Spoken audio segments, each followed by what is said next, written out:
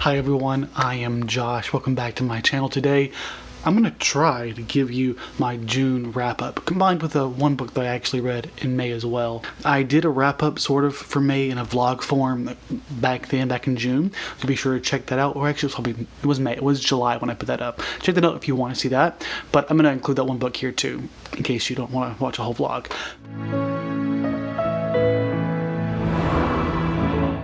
Okay, let's start with May, the one book that I actually finished. I don't know if you can see this here, all the books I actually finished. The first, this is How You Lose the Time War by Matt Gladstone and Amal Elmatar.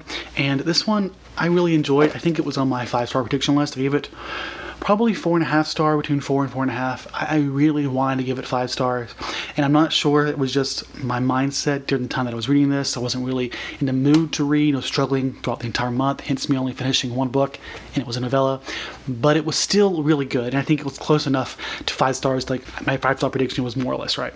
This is the story of time travel, war, utopian dystopia, and basically two different utopias battling each other for the future. Basically, you have two different timelines who have agents who are trying to orchestrate time in such a way that will lead to their particular quote-unquote utopia, both of which are more like a dystopia. And the story, though, is much more than that. In fact, the story is very difficult to ascertain that. It's all revolved around these two central characters, these two agents, who were referred to as she, her, and they are pitted against each other as these two opposing forces representing each side. And as the book goes along, they become more and more entangled, and things get really complicated in a very, very compelling way. I really like this book because of, one, how that interaction evolved, but also for how it then used that interaction to sort of lay out the world that we're in a way that was just very confusing and very hard to follow, but was also very compelling for it. Like, it's the kind of world where I don't think it's intended to understand every detail, but it's there to help you enjoy the ride of trying to figure out what's going on. And it really lends itself to being, I think, a really good reread, which I eventually want to do because of that. But it's okay if you don't get every detail, because the central point isn't about the details. It's about these two individuals and understanding them as people, less so than the world itself. But the world, or the utopias, the futures that we're dealing with here, are themselves very compelling. Okay, so the next book I'm going to talk about wasn't the first book that I finished in June, but it was the other book that I spent my entire month of May reading, and that is The Tale of Genji, which I go really deeply into this, spend like 10 minutes talking about just this in my May wrap-up vlog, so do direct you there if you want to hear my deep thoughts. But the gist of this book, this behemoth of a book, is that it is a classic from about the year 1000 from Japan, written by a noblewoman, Murasaki Shikibu, and it's about this man named Genji and about his life as a nobleman. And he is essentially someone who is a bit of a fuckboy, at least early on in the book. It does sort of evolve eventually, but it gets sort of repetitive from that sense. It feels like he's always trying to go after a different conquest of sorts as he's trying to, find the next love. And in a lot of ways, he's very contemptible because of that. But at the same time, he tries to convince himself that that's not the case. And to be fair, he is complicated in a lot of ways, but he's also very problematic in a lot of ways that I talked about in that vlog. But this book was really interesting at first, and I was surprised at how much I was actually enjoying it when I first started it. But about a third of the way through, I started to get disinterested, and I didn't want to read it, hence it taking 2 months to finish. But I still finished it because of the fact that, because of its cultural significance in the world, and the fact is that it's considered probably the oldest novel ever written. Some arguments about that, but the point is that it's very old, one of the first of its kind, and it was told over the period of several decades, I think, in the form of, I guess, chapters or series being posted or written for the king, not the king, the emperor at the time, by this noble lady.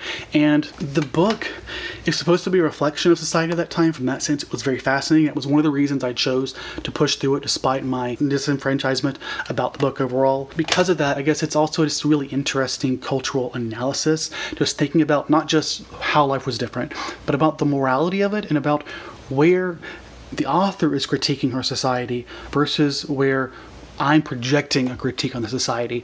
And I'm sure there's a bit of both going on in here, and trying to untangle the two is a challenging but compelling thing to try and ascertain from this book. I will not venture to try and say when and where that's happening, but it was something that I thought about in this book. I'm not prepared to write an essay about it, but it was still something that I feel like was very valuable for reasons that go beyond raw entertainment, hence me finishing it. The book itself was 72 hours of audiobook. I listened to it between 2 and 2.5 speed. It's only like 1,200 pages, but you notice that the text is very small, a very big page. So objectively speaking, it's about the length of 2 Stormlight Archive books. You know, Brandon Sanderson's huge books, which I don't know why I have them. Before I get onto these 2 beautiful books here, let's go to the books that I've read digitally. I read all of them, mostly by audio, but the ones I don't have here. The first one, maybe the only one actually, is going to be River Solomon's newest book, Sorrowland, and this book I'm going to give between 3.5 to 4 stars. I'm not prepared to say where just yet. I would say probably closer to 4 stars, but still. It was a good book, but overall a disappointing book. It'll probably be on my most disappointing books of the year, just since that I had such high expectations, and I guess it just didn't live up to their other books, in my opinion. It has the same sort of approach as their other books in the sense that it explores very complicated themes, especially when it has to do with race and gender, and it also now looks at religion. But it's really interesting how they tie religion into the older themes that they've been exploring, essentially around race and oppression, and how they tie them all together in this book. And it was really interesting from that perspective. But fundamentally, it was just hard to really, I don't know, connect in the same way that I do the other ones. It just wasn't. It didn't work as well. I think a really great critical review of this was done by Chloe from This Own Verse. I recommend you check out her video of that to get a real good discussion of that, but also a comparison of that to River Solomon's other works. Very good review to check out. The story follows this young woman who has just escaped a cult, and she has just given birth to 2 children.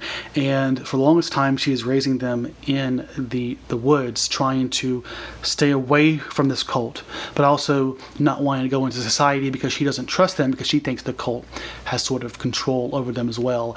And as things progress, River Solomon basically uses the story to explore these things I just referred to earlier, and it explores, I guess, an interesting sort of mix of sort of conspiracy and science fiction, a little bit of horror tied in there. The story, I don't know, I don't want to give you away spoilers, but it reminded me of some other books that I've read. Not necessarily in a bad way. Maybe you know what I'm talking about if you read it. But that was my thoughts overall for that one. So those were the 2 books that I read, other than these 3 here. Okay, so I read 1, 2, 3, 4, 5, 6 books over the course of May and June. I'm pretty sure I'm going to read more than that in July, but here we go. I'm going to start with Sean McGuire's, Mira Grant's book here, Into the Drowning Deep. Before I get into this one, let's talk about the prequel to this, or maybe it was just the one that came before this, the novella, which was Rolling in the Deep. I enjoyed both of these books. I really did. I like this one objectively more than the first one, because the first one, while I don't know if it was intended as a prequel to begin with, it felt as if it was a prequel. It felt dependent on this one to be a complete narrative, to be completely satisfying. This one took that story, sort of builds on it. I guess to give you some context, you have this research vessel, not even a research vessel really, it's more of a like Discovery Channel, History Channel type Discovery, looking for mermaids, except nobody really believes in it. And then they find them, and the book is centered around sort of the presentation of this raw footage, this raw documentary of them getting brutalized. So that's like the setup of the story. I don't think it's a spoiler to give you like what is essentially presented to you at the very beginning of the book. This book decides to send a research vessel to investigate that, because there are people outside of the company who still have doubts, and those who are connected to those individuals who need some real answers. And I thought it did a good job of not being the exact same story. I found it satisfying. I liked their characters. There's been some critique from other people on Goodreads. They don't like the characters as much. I did. I thought it did everything I wanted to do. What did I give the review on Goodreads? Probably between 4 and 4.5 stars. This is another 5-star prediction. It didn't quite reach 5-star. I don't have a good reason for that, but it was everything I wanted it to be. It was brutal, it was scientific, and it was just so fast-paced and compelling and beautiful, beautiful Mira Grant / Sean McGuire. I need to read more Sean McGuire. I think if I just did that, I would be happy the rest of my life. Now, moving on to, I guess Rolling in the Deep would have been probably 3.5 to 4 stars, more closer to 3.5 stars. And finally, Wild Beauty by Anna Marie Michael Moore. This is another one that's going to be a disappointment. Despite really liking it, I'd probably give it 4 stars. That's not true. Probably 3.75 to 4 stars. I don't know why I probably need to say that, but it's just that's where my feelings are about it. This one is another sort of fairy tale-esque story like their other books, and that was part of my problem with it, was that it felt too similar to the other ones that I've read. In fact, there was one main character in here who's able to grow flowers out of their hand, compared to the other book that I read just this year, I think it was, When the Moon Was Ours, where she literally has flowers just growing out of her wrist. It was too similar for me in a way that just didn't work. And while the main plot was unique, it all just felt like the same approach, and I need something different. I really didn't want to feel that way, because I feel like I first heard that sort of problem with Anna Marie McLemore's books when I first actually heard about Anna Marie McLemore, which was from Books on Lala. I may be remembering that wrong. It was when I first started watching BookTube. It's just, like, it was good. I wouldn't say it's bad. It was just, I can't escape the fact that despite enjoying this book, there is a disappointment attached to it. It's like despite my positive feelings, they're just tainted by this black scar on the book, on my feelings for the book. And I guess that's everything. This feels like it went faster than I intended it to be, but I guess we're here. Hopefully the video doesn't not work. So thank you so much if you made it this far. I will hopefully next be doing my quarterly wrap up and eventually the mid-year freakout tag, because I do want to do that. I'm just so behind in my videos, but I'm glad I got this filmed, and I hope you all get to see it soon. And as always, stay safe, and I'll see you next time.